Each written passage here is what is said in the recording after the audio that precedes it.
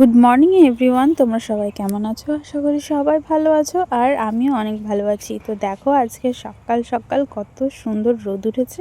আর তারপরে আমি চলে গেলাম একটা ডিম সেদ্ধ করে। আর আমার না এরকম হাফ বয়েল ডিম খুবই ভালো লাগে।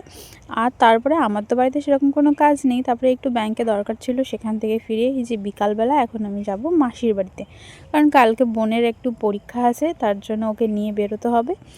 আর এই যে ঠান্ডা লাগছিল এত, কি আর বলবো। তো যাই হোক, আমি স্টেশনে চলে আসার পরে কিছুক্ষণ অপেক্ষা করার পরেই আমাদের ট্রেন চলে এসেছে। আর আমি ওখান থেকে আর ভিডিও নিইনি, সোজা চলে এসেছি মাসির বাড়ি। আর দেখো বোন আমার জন্য কত কিছু নিয়ে এসেছে, চাউমিন নিয়ে এসেছে, তারপরে চিকেন ড্রামস্টিক নিয়ে এসেছে। আর এটা হচ্ছে পরদিন সকালবেলা, সকাল বলতেই ভুল, একেবারে ভোরবেলা, তখন বাজে 5টা। কারণ আমাদের ট্রেন ছিল, ওই যে বোনের পরীক্ষা, তাই ওকে নিয়ে যাব।